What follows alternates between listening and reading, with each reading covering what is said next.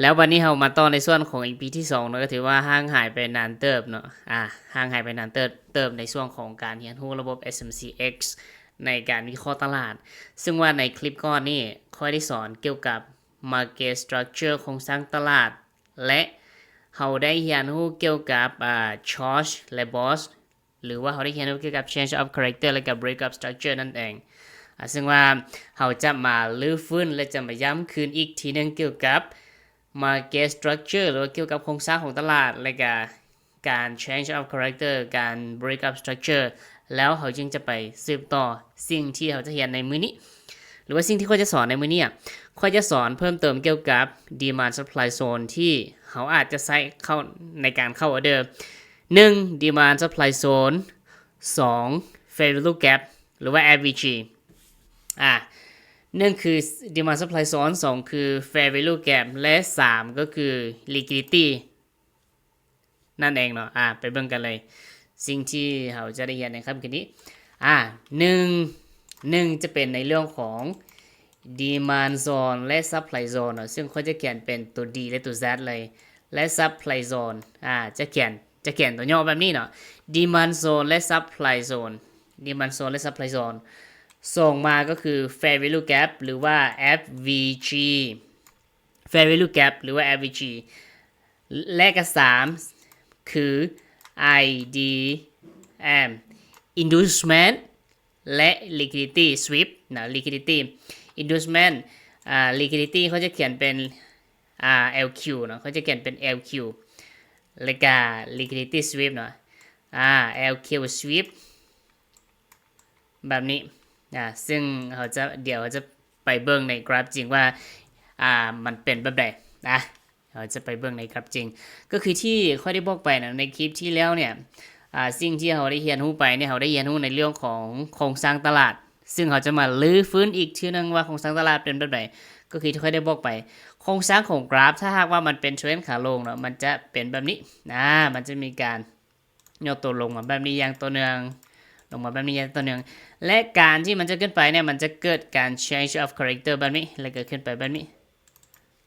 จะอธิบายแบบให้เห็นภาพอย่างเส้นกราฟเนี่ยมันจะลงมาแบบนี้เดี๋ยวค่อยเปลี่ยนให้มันใหญ่ให้เห็นชัดเจนเปลี่ยนเป็นสีนี้เอากราฟเนี่ยมันจะเป็นเทรนด์ขาลงมาแบบนี้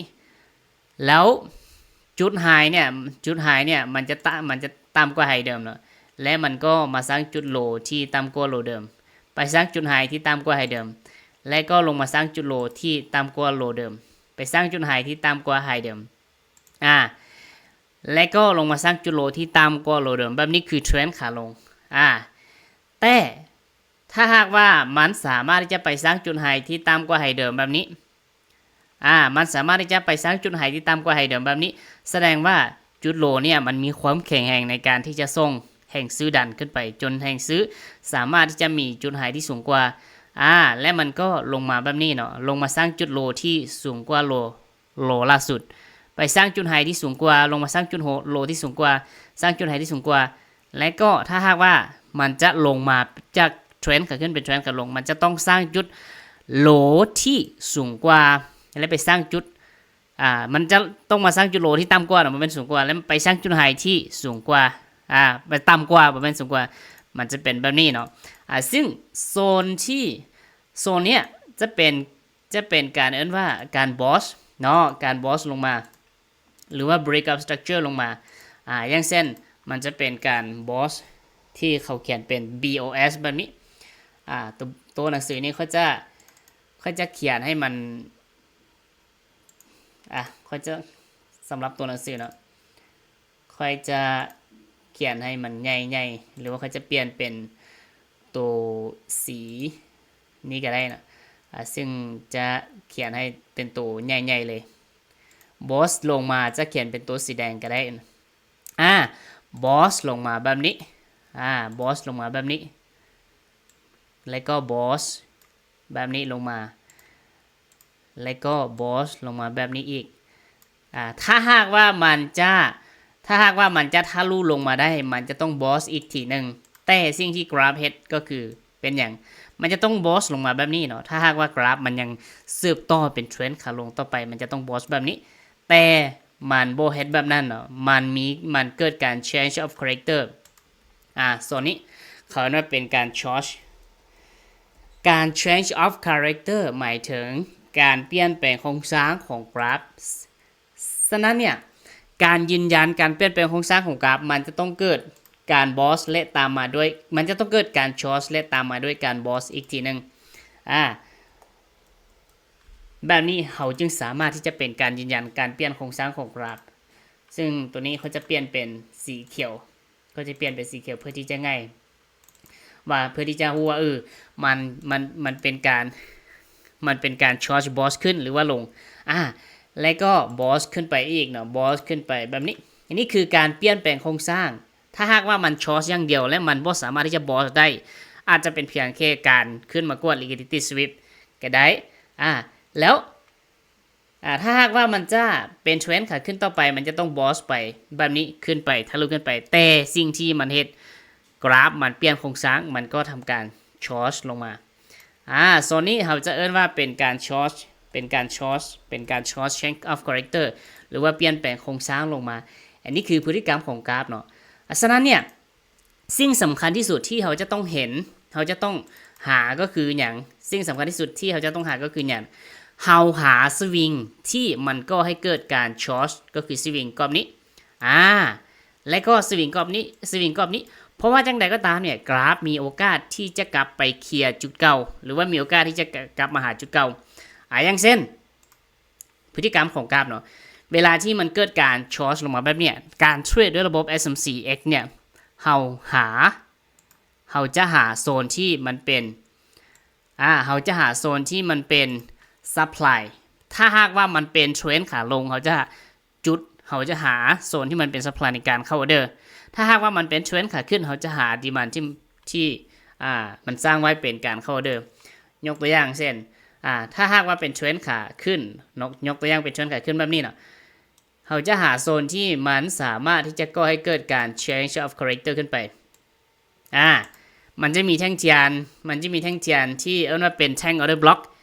โซนนั้นเขาจะจัดเป็นแท่งเขาจะจัดเป็นโซน order block หรือว่าจัดเป็น demand zone และมันต่อมามันจะมีแท่งยาวๆแท่งหนึ่งมันจะมีแท่งยาวๆที่ค่อยบอกว่ามันจะมีแท่งยาวๆที่ค่อยบอกว่ามันจะมี fair value gap fair value gap เนาะฉะนั้นเนี่ยในการที่จะเข้าเทรดเนี่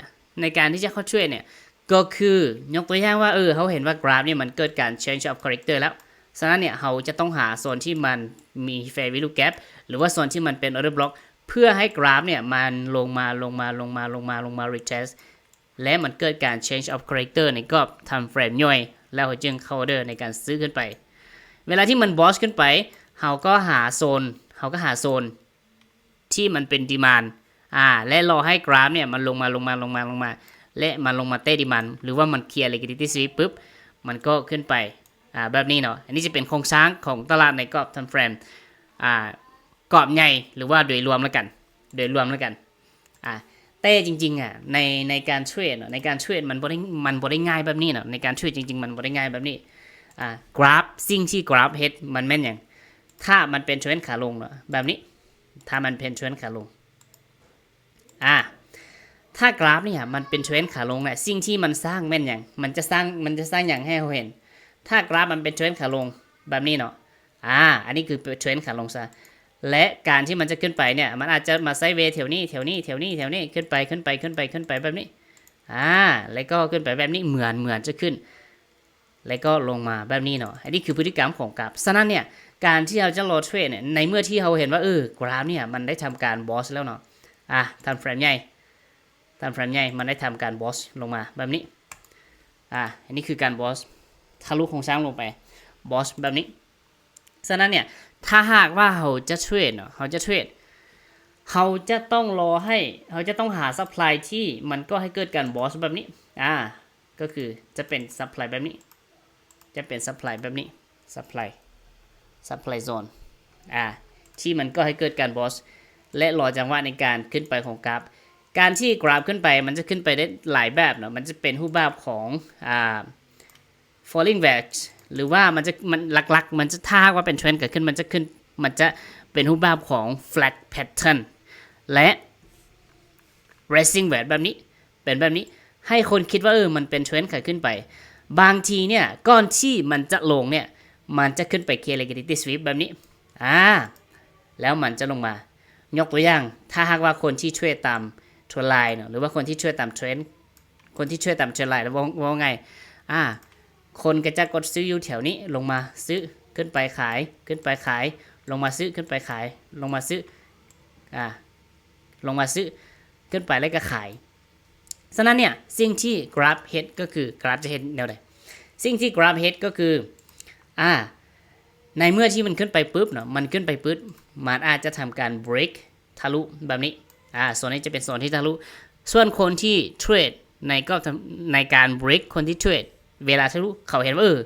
ขึ้นไปทะลุแล้วกดซื้อและคนที่เทรดตามเทรนไลน์เขาก็ขึ้นไปตามแล้วกดขายเขาจะวางขายโซนนี้แล้วมันก็ไปเคลียร์ SL ปุ๊บและคนที่เทรด breakout เขาเห็นว่ามันทะลุขึ้นไปแล้วเขาก็ซื้อต่อไปและเวลาที่มันขึ้นไปปุ๊บมันจะไป half order ของ supply กรอบนี้และมันก็ลงมาเลยแบบนี้นี่คือการเทรดกราฟมันบ่ได้ง่ายคือที่เราคิดกราฟมันบ่ได้ง่ายคือที่เราคิดถ้าเราเห็นว่ามันเป็นเทรนพฤติกรรมของกราฟเนี่ยมันจะเคลียร์ liquidity ยกตัวอย่างมันจะลงมาแบบนี้จะลงมาแบบนี้อาจจะไซด์เวย์ถ้าหากว่ามันจะขึ้นนะถ้าหากว่ามันจะขึ้นมันจะทำท่าลงก่อนแบบนี้แหละกราฟนะมันจะลงมาสร้างนะครับในต้านก่อนที่มันจะขึ้นมันจะเคลียร์ liquidity ลุ่มก่อนแล้วมันจึงจะขึ้นแบบนี้เนาะพฤติกรรมของกราฟถ้าหากว่าคนที่ช่วยตามแนวรับในต้านเขาจะไล่ว่าโซนนี้เป็นแนวต้านและโซนยุลุ่มเป็นแนวรับโซนยุเทิงเป็นแนวต้านและโซนยุลุ่มเป็นแนวรับฉะนั้นเนี่ยเวลาที่ไปตามแนวต้านเขาจะขายเวลาที่มันลงมาตามกับแนวรับเขาจะซื้อแล้วพฤติกรรมของกราฟหรือว่าพฤติกรรมของเจ้าตลาดเวลาเจ้าตลาดจะเข้าออเดอร์เขาจะทำการกวดเขาจะทำการลอกให้คนคิดว่าทะลุลงไปแล้วขายหรือว่าคนที่รอซื้ออยู่แถวเนี้ยเขาจะวาง SL ยูลุ่มแล้วมันก็ลงมามันก็ลงมากิน SL และหลังจากนั้นก็ขึ้นไปแบบนี้แล้วก็ขึ้นไปนี่คือพฤติกรรมของกราฟเนาะถ้าหากว่ามันจะลงมันก็ลิ้นแบบเดียวกันพฤติกรรมของกราฟถ้าหากว่ามันจะลงยกตัวอย่างมันขึ้นไปปุ๊บมันลิ้นไซด์เวย์แบบนี้ก่อนที่มันจะลงเนี่ยมันจะเห็นอย่างมันจะทำการ break ขึ้นไปก่อนแล้วมันจึงจะลงมาแบบนี้แล้วฉะนั้นเนี่ยถ้าหากว่าเขาเทรดด้วยแนวรับแนวต้านเนาะเทรดด้วยแนวรับแนวต้านมันจะสร้างแนวรับแนวต้านไว้แบบนี้ที่เอิ้นว่า liquidity แนวรับแนวต้านนี่ค่อยจะเอิ้นว่า liquidity ละกันแนวรับแนวต้านค่อยจะเอิ้นว่าเป็น liquidity ละกันหรือว่าค่อยจะเขียนเป็นตัว xx liquidity ฉะนั้นเนี่ยพฤติกรรมของกราฟเนี่ยการที่เราจะเข้าออเดอร์บ่แม่นเขาเข้าออเดอร์ในโซนแนวรับแนวต้านนี้แต่เขาเข้าออเดอร์ในเมื่อที่มันเฮ็ดหยังเขาเข้าออเดอร์ในเมื่อที่มันเกิดการมันเป็นแบบนี้เนาะเดี๋ยวค่อยชี้แต้มให้เบิ่งถ้าหากว่าค่อยจะเข้าออเดอร์เนี่ยกราฟพฤติกรรมของกราฟถ้าหากว่าค่อยจะเข้าออเดอร์ยกตัวอย่างทำเฟรมใหญ่มันเป็นเทรนด์ขาทำเฟรมใหญ่มันเป็นเทรนด์ขาลงมันเป็นเทรนด์ขาลงและมันก็ทำการไซด์เวย์หรือว่าเป็นรูปแบบflag pattern แบบนี้ขึ้นไปมันไปขึ้นไปเกียร์ liquidity ปุ๊บแล้วมันลงมาในทำเฟรมย่อยค่อยจะรอจังหวะในการที่มันลงมาแล้วมันเกิดการ change of character ปุ๊บค่อยจึงหาโซนในการเข้า change of character แบบใดเวลาที่มันขึ้นไปเคลียร์ liquidity ปุ๊บเนาะโซนนี้เขาจะเอิ้นว่าเป็นการค่อยจะเอิ้นว่าเป็น liquidity sweep ค่อยจะเอิ้นว่าเป็น liquidity sweep หรือว่าเป็นการกวาดสภาพคล่องแล้วในเมื่อที่มันลงมามันทำการ change of character หรือว่าถ้าเป็นระบบ ICT เขาจะเรียกว่า MSS มันจะต้องมาสร้างจุดโลที่มันจะต้องมาสร้างจุดโลที่ต่ำกว่าโลเดิมในเมื่อที่มันลงมาสร้างจุดโลที่ต่ำกว่าโลเดิมเนี่ย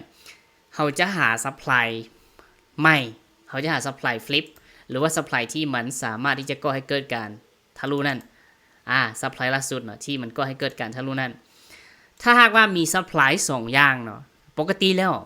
ถ้าเป็นระบบ ICT ก็จะเทรดในโซนที่มันมี Fair Value Gap ในโซนที่มันมี Fair Value Gap เพราะว่าเวลาที่กราฟมันลงแหงๆเนี่ยมันจะทิ่ม Fair Value Gap ไว้เนาะ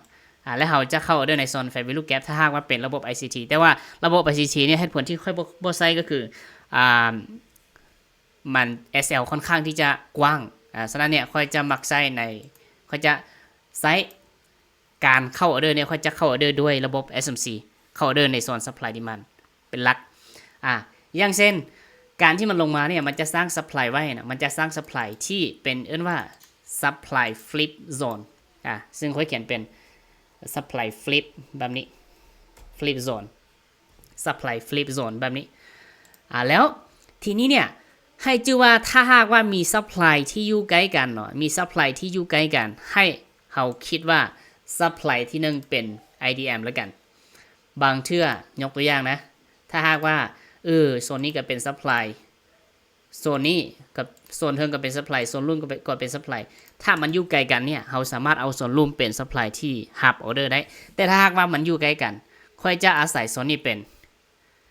liquidity แล้วกันค่อยจะอาศัยโซนนี้เป็น liquidity อาศัยโซนนี้เป็น liquidity หรือว่าอาศัยโซนนี้เป็น IDM inducement IDM แล้วพฤติกรรมของกราฟเนี่ยก่อนที่มันจะลงไปต่อเนี่ยมันจะเห็นอย่างกราฟมันจะขึ้นมาค่อยขึ้นมาค่อยขึ้นมาค่อยขึ้นมาแล้วเคลียร์โซนนี้ปุ๊บแล้วจะไปกลับตัวอยู่เทิงแบบนี้เนาะอันนี้คือเหตุผลที่เขาเจอตลอดฉะนั้นโซนนี้จะเป็น liquidity หรือว่าจะเป็น IDM ที่อันว่า inducement แต่ถ้าหากว่ามันอยู่ไกลกันเนาะมันอยู่ไกลกันเขาก็สามารถที่จะอาศัยโซนนี้เป็น supply ได้เช่นกัน supply กรอบนี้เป็นกรอบที่เป็น swing เป็น strong high เป็น strong high ล่าสุดเป็น supply zone เป็น supply zone ที่มันก็ให้เกิดการ change of character ที่มันก็ให้เกิดการ MSS หรือว่า short ก็ได้เขาจะเขียนว่าเป็น M short แล้วกันเป็น M short หรือว่า minor change of character แล้วค่อยจะวางออเดอร์ในโซนนี้วางออเดอร์ในโซนนี้แบบนี้เนาะ SL สั้นน้อยเดียวประมาณนี้นี่คือการเข้าออเดอร์ด้วยระบบ SMCX เดี๋ยวเราไปเบิ้งเราจะไปลองไปเบิ้งตลาดจริงๆว่าตลาดจริงเนี่ยเป็นแบบไหนอันนี้ก็จะเป็นตลาดจริงเนาะนี่ก็จะเป็นตลาดจริงในทำเฟรม4ชั่วโมงตลาดจริงในทำเฟรม4ชั่วโมงเนี่ยเขาเห็นอย่างนี้ในทำเฟรม4ชั่วโมงเนี่ยเขาจะเห็นว่าตลาดเนี่ยมันมีการว่าถือว่าโซนนี้เป็นการเป็นโซน change of character แล้วกันเนาะโซนนี้เป็นโซน change of character แล้วกัน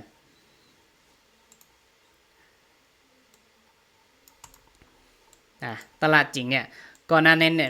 เนี่ยมันเป็นเทรนด์เกิดขึ้นเขาจะเห็นได้ว่ามันเป็นเทรนด์เกิดขึ้นมันเป็นไซด์เวย์นะโบแมนเทรนด์เกิดขึ้นไซด์เวย์ลงมามันเป็นแบบนี้แล้วก็ขึ้นไปแบบนี้ก็ขึ้นไปแบบนี้และเวลาที่มันลงมาเนี่ยมันจะลงมาแบบนี้ตึดแล้วก็ชอร์จเนาะชอร์จโซนนี้จะเอิ้นว่าเป็นการชอร์จเพราะว่ามันสามารถที่จะสร้างจุดโหลที่ต่ำกว่าโหลเดิมมันสามารถที่จะสร้างจุดโหลที่ต่ำกว่าโหลเดิมเดี๋ยวเขาจะพามาเบิ่งว่ามันเป็นอะไรก็คือโซนนี้เนาะเขาจะเอิ้นว่าเป็นการชอร์จละกันเนาะเขาจะเป็นการชอร์จละกันชอร์จ change of character ลงมาใน time frame 4ชั่วโมงด้วย change of character ลงมาเขาจะเขียนว่าเป็นการชอร์จและในเมื่อที่มันชอร์จลงมาแบบนี้สิ่งที่เขาจะต้องเฮ็ดก็คือเขาจะต้องเฮ็ดอย่างเขาจะต้องมาหาโซนที่มันเป็น supply เนาะ supply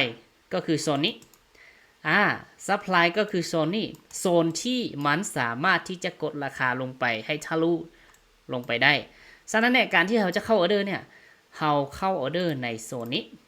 รอให้มันกราฟมันขึ้นมาและเราก็เข้าออเดอร์ในโซนนี้ ในส่วนของ TP เขาวางไว้ใส่ในส่วนของ TP ก็คือเขาจะวางไว้สวิงยูลูมเลยแบบนี้เลยเขาจะวางไว้สวิงยูลูมแบบนี้เลยและมันก็ขึ้นมาฮับออเดอร์และมันก็ลงไปต่อแบบนี้แล้วในเมื่อที่มันลงมามันเห็นอย่างต่อในเมื่อที่มันลงมามันก็ทำการบอสลงไปเนาะบอสลงไปแบบนี้มันทำการบอสลงไปแบบนี้แล้วsupply ที่มันสามารถที่จะก่อให้เกิดการบอสลงไปก็คือโซนใดก็คือโซนใด supply ที่ก่อให้เกิดการบอสลงไปก็คือโซนนี้เนาะ supply supply กรอบนี้เนาะที่มันก็ให้เกิดการบอสลงไป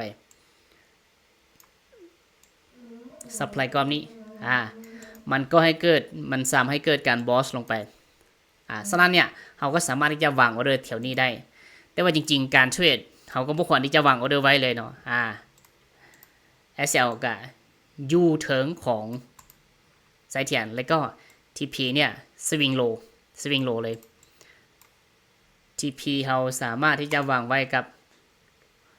สวิงโลอยู่ลุ่มเลยแล้วปัจจุบันเนี่ยสิ่งที่ตลาดลงมาเนี่ยมันเฮ็ดแนวใดถ้าค่อยจะเทรดค่อยจะมองแบบนี้สิ่งหนึ่งที่ค่อยเฮ็ดก็คือค่อยจะตีเทรนไลน์ลงมาแบบนี้ตีเทรนไลน์เนี่ยค่อยจะตีประมาณ3ไฮและ3โลค่อยจะบ่ตีเกินนั้นเนาะไฮที่1ไฮที่2แล้วก็ไฮที่3แล้วลากไปยาวเลยแล้วก็สำหรับโลเลยโลที่1โลที่2และโลที่3เลยกันยากลากไปอย่างแบบนี้เพราะว่าพฤติกรรมของตลาดส่วนใหญ่มันมักจะลิ้นประมาณ3ไฮ3โลแล้วก็เปลี่ยนเป็นเปลี่ยนใหม่สิ่งที่เราเห็นก็คือ2ออเดอร์นี้เราได้ TP ไปแล้วเนาะ2ออเดอร์นี้เราได้ TP ไปแล้วเราจะมาเบิ่งส่วนต่อไปยูกรอบนี้เราจะเห็นว่ามันมีการ change of character ส่วนนี้เนาะมันมีการ change of character ส่วนนี้ถ้าหากว่าเขาจะตีเทรนไลน์ลงมาในกรอบทำเฟรมย่อยๆเขาก็สามารถตีลงมาแบบนี้เขาจะเทรดด้วยระบบการ break out นะเขาก็จะเห็นว่ามัน break ขึ้นไปแล้วมันขึ้นไปมันกลับลงมา liquidity อีกบัดนึงแล้วมันก็ขึ้นไปทะลุแล้วก็ย่อตัวลงมาขึ้นไปต่ออันนี้คือถ้าว่าเขาจะเทรดด้วย pattern เนาะเขาก็สามารถที่จะวิเคราะห์ได้แบบนี้เทรดได้แบบนี้เช่นกันซึ่งว่ามันได้ทำการช็อตก็คือโซนนี้แล้วปัจจุบันยูรูมเนี่ยปัจจุบันยูรูมเนี่ยโซนนี้เขาจะเรียกว่าเป็นtriple bottom ก็ได้หรือว่าค่อยจะเป็น liquidity sweep ก็ได้liquidity sweep หลังจากที่มันลงมากวดในทำเฟรมย่อย1ชั่วโมงเนี่ยมันได้ทำการช็อตกรอบนี้ขึ้นไปละเขาสามารถที่จะช่วย1ชั่วโมงได้ว่ามันได้ทำการช็อตในเมื่อที่มันทำการช็อตในทำเฟรม1ชั่วโมงเนาะอันนี้อาจจะเป็น1ชั่วโมงและมันป่วย supply demand flip zone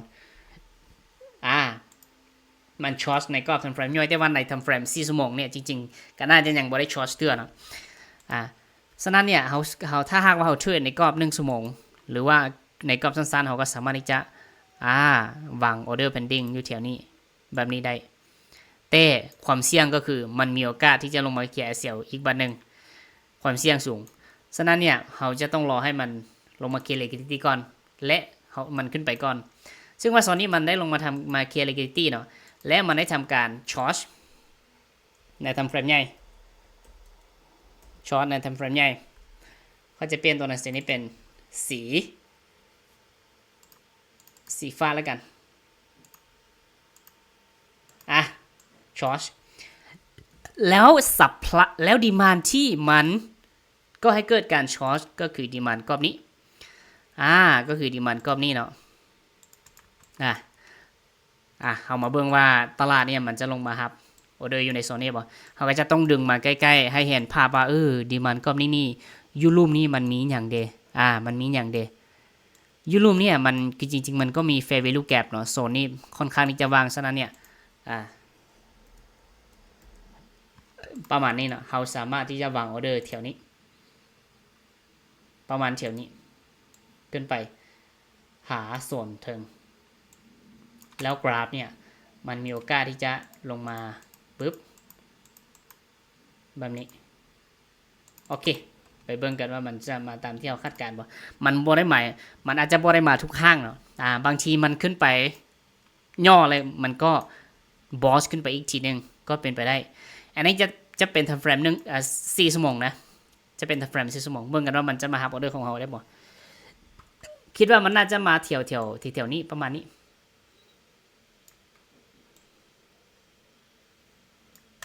โอเคก็ต้องลุ้นกันเบิ่งปัจจุบันนี้มันกำลังลงมาเต้บ่ฮู้ว่ามันจะลงมาฮอดบ่ฮอดบ่ฮู้หรือว่าอาจจะมาแล้วก็ S มา SL มาลิควิดมาเคลียร์โลอีกทีนึงก็เป็นไปได้เนาะเบิ่งกันสำหรับ TP ก็จะวางในโซนของไฮเก้ากรอบนี้เลย TP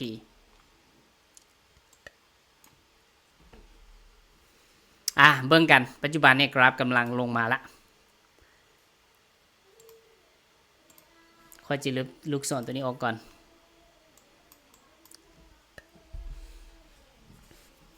หรือว่ามันจะ break ขึ้นไปอีกรอบนึงบ่ปัจจุบันนี้มันได้ทำการบอสขึ้นไปเนาะในเมื่อที่มันบอสขึ้นไปออเดอร์ของเขาก็ปล่อยออกไปไว้เบิ่งกันมันสิลิ้นแบบใดโอเคตอนนี้มันบอสเนาะในเมื่อที่มันบอสขึ้นไปแบบนี้เนาะในเมื่อที่มันบอสขึ้นไปแบบนี้โซนนี้เอิ้นว่าเป็นการบอสหรือว่า break up structure ในเมื่อที่มัน break up structure แบบนี้เขาก็จะมาหาโซนของเขาเนี่ยเขาอาจจะบ่ได้วางไว้อยู่ลุ่มแล้วเขาอาจจะวางไว้ในโซนของคิดว่าน่าจะแถวๆนี้เลยกันแถวๆนี้เลยกันโซนที่มันเป็น fair value gap กรอบนี้แล้วกันแล้วเขาก็วางออเดอร์ในโซนนี้เนาะระหว่างนี้ TP ก็อยู่เทิงนี่เนาะ SL อยู่ลุ่มประมาณ1 ต่อ 2 1 ต่อ 3ประมาณนี้1 ต่อ 3โอเคเบิ่งกันว่ากราฟมันจะลงมาหาออเดอร์ของเราบ่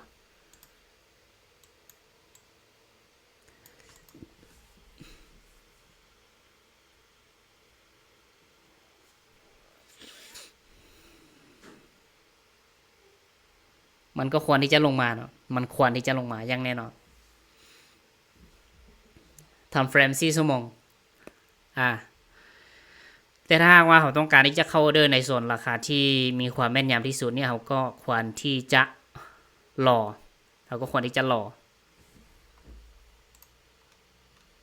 ให้มันลงมาแล้วมันเกิดการคอนเฟิร์มก่อนก็ให้มันไปซึ่งว่าอยู่ทางนี้บ่ได้หมายเพราะว่ามันเป็นการบอสมันหมายถึงเป็นการเคลียร์ liquidity หมายถึงการไปเคลียร์ liquidity ของโซนนี้นั่นเองเนาะเคลียร์ liquidity หรือว่าเคลียร์ SL ของโซนนี้นั่นเองปัจจุบันเนี่ยมันกำลังลิ้นไซด์เวย์อยู่กำลังลิ้นไซด์เวย์อยู่เบิ่งกันว่ามันสิลงมาบ่หรือว่ามันสิบอสขึ้นไปต่อเนาะยังบ่ทันที่จะชัดเจนเชื่อในเรื่องของการบอสยังบ่ทันที่จะชัดเจนเชื่อถ้ามันสามารถที่จะลุดโซนนี้ลงมาได้มันจะลุดลงมาแต่ถ้ามันลุดลงมาได้มันก็มีโอกาสที่จะไปต่อเดี๋ยวเบิ่งก่อนคือจริงๆก็เนี่ยมันยังบ่ทันได้บอสเทื่อเป็นการเคลียร์ liquidity เท่านั้นต้องได้เลื่อนออเดอร์ของเราต่อไปแบบนี้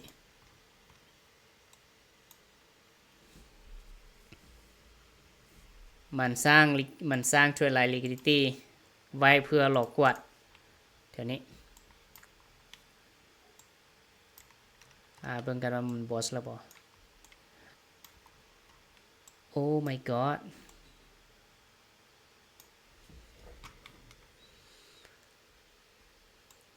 ถ้าหากว่าเขาเบิ่งในกรอบทำเฟรมใหญ่เนาะ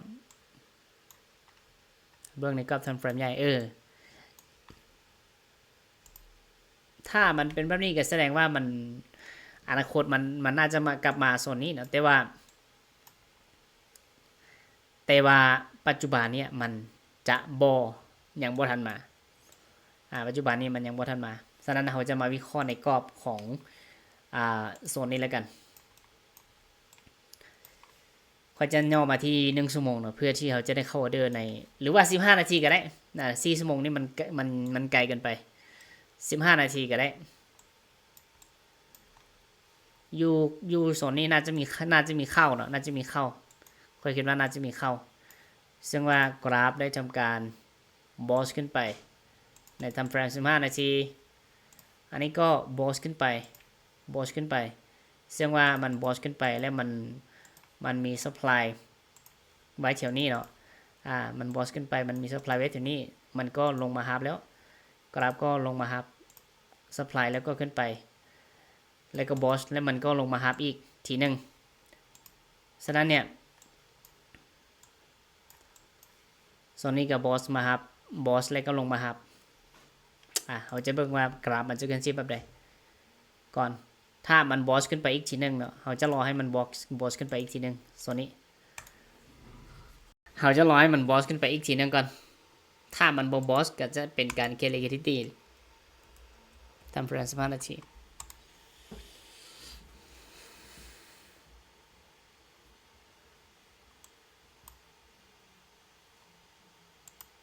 เบิ่งกันว่ามันสิบอสได้บ่โอเคบอสได้เนาะในเมื่อที่บอสได้เขาก็มาหา supply บ่แม่น supply ใน demand เนาะ demand ก็นี้ซึ่งว่ากราฟมันมีโอกาสที่จะลงมาหา supply ลงมาหา demand เลยก็ขึ้นไปแบบนี้ฉะนั้นเนี่ยออเดอร์ของเขาจะวางอยู่แถวโซนนี้แล้วกันGP กับไฮเก้า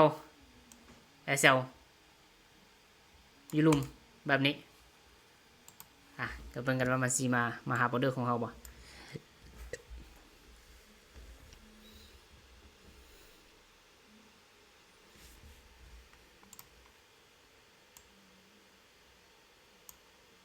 ถ้า SL สั้นมีโอกาสสูงที่จะกิน SL คือกัน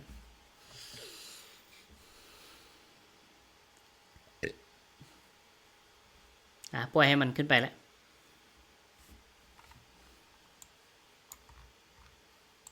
เป็นการบอสแต่ว่าบอสชัดเจนเนาะเป็นการบอสแต่ว่าบอสชัดเจน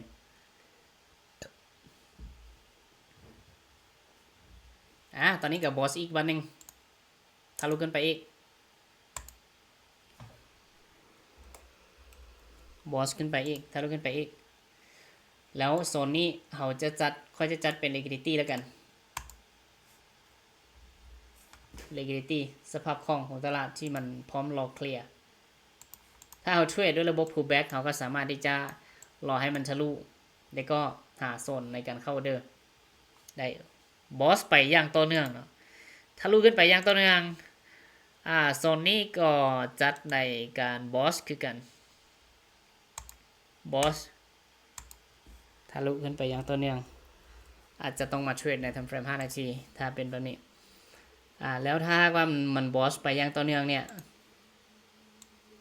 ออเดอร์ของเขาจะบ่หวังอยู่ลุ่มแล้วเขาจะมาหาโซนก่อนเขาจะเทรดระยะสั้นเนาะออเดอร์ของเขาอาจจะอาศัยโซนนี้แล้วกันค่อยมองว่าเขาจะอาศัยโซนนี้แล้วกันออเดอร์ของเขา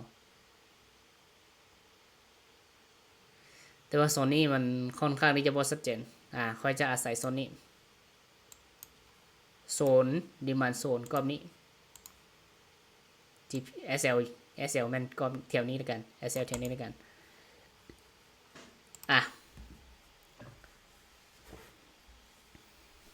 แต่สิ่งที่ค่อยย่านว่ามีโอกาสที่มันจะลงมากวดก็คือโซนนี้มีโอกาสสูงที่มันจะลงมากวดเพราะว่ามัน liquidity สวยงามหลายออเดอร์ที่ค่อยมองว่าหน้าฮักหลายก็คือออเดอร์เมื่อกี้เนาะอยู่ลุมเนี่ยโซนนี้นี่ถ้าหากว่าเขารอเป็นนี่เนี่ยโอ้ค่อยเบิ่งว่าถ้าหากว่ามันรอกว่าแล้วค่อยสิอาศัยโซนลุ่มในการเข้าเด้อค่อยเบิ่งกันว่ามันสิเป็นจังได๋โซนนี้เป็นโซนที่แบบค่อยมองว่างามหลาย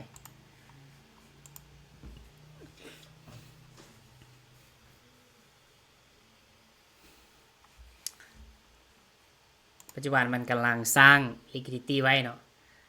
สร้าง liquidity ไว้เที่ยวนี้สร้างสภาพคล่อง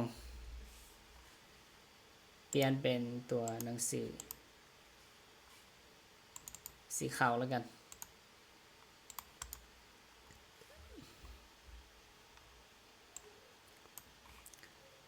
ในกรอบทำเฟรมย่อยเนี่ยมันได้ทำการ change of character MSS ฉะนั้นถ้าเราต้องการเทรดในการ pullback เนี่ยเราสามารถที่จะเทรดใน supply กรอบนี้ได้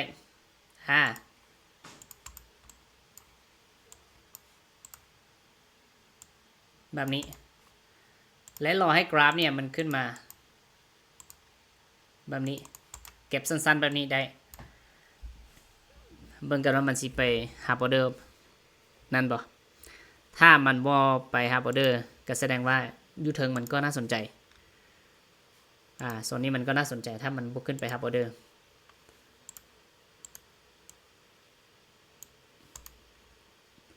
เบิ่งกันว่ามันสิปัจจุบันเนี่ยการที่มันลงมาครั้งแรกมันขึ้นไปเนี่ยมันเป็นการสร้างกับดักไว้เนาะที่โซนนี้อันว่าSMC trap หรือว่า IDM นั่นเอง IDM ค่อยๆมองว่าเป็น IDM ก็นี้เป็น IDM มันลงมาและก็ขึ้นไปเพื่อยอกเนาะเพื่อยอกว่าให้คนคิดว่าค่อยจะขึ้นเด้อและคนก็ซื้อตามและมันก็ลงมามันก็ลงมา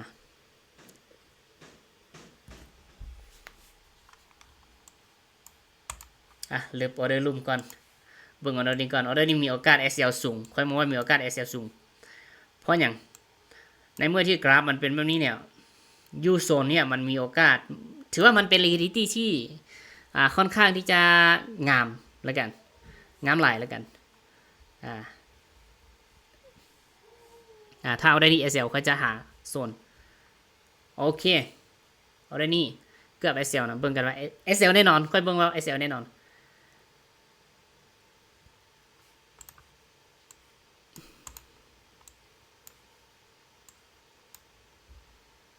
เกือบ SL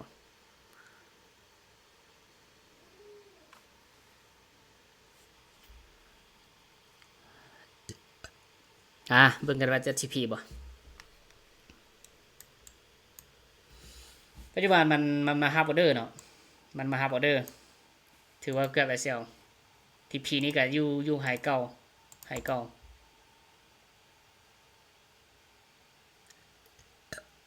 โอ้ซัพพลายโซนนี้ถือว่าค่อนข้างที่จะแข็งแรงเช่นกันซัพพลายอยู่ใส่ซัพพลายกรอบนี้เนาะ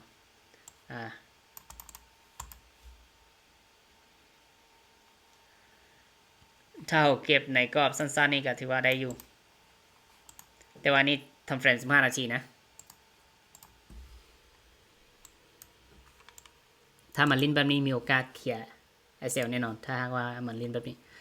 ก็คือปัจจุบันเนี่ยมันสร้าง liquidity ไว้แถวนี้เนาะค่อยมองว่ามีโอกาสเคลียร์SL สำหรับไม้นี้แต่ถ้าหากว่าเขาถือออเดอร์ระดับนี้เสา 4,000 จุดอันนี้จะเป็นเสา 4,000 จุดแล้ว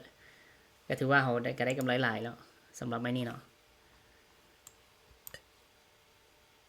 โซนที่น่าสนใจถ้าหากว่าโซนนี้ SL โซนที่น่าสนใจที่ค่อยจะเข้าอีกทีนึงก็คือจะเป็นโซนยูรุมโซนยูรุมเพราะว่ากรอบนี้ค่อยมองว่าเป็น liquidity ที่งามหลายค่อยจะแก่นเป็น liquidity แบบนี้ไว้เซเว่นนานเกินแทงเทียน1แทงเทียนต่อ15 นาทีนะ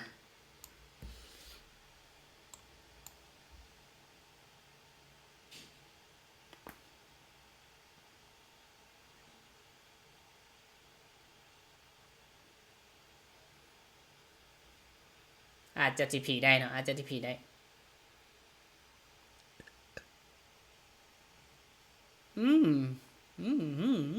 โอเค TP เนาะกาประมาณนี้เลยเนาะในเรื่องของ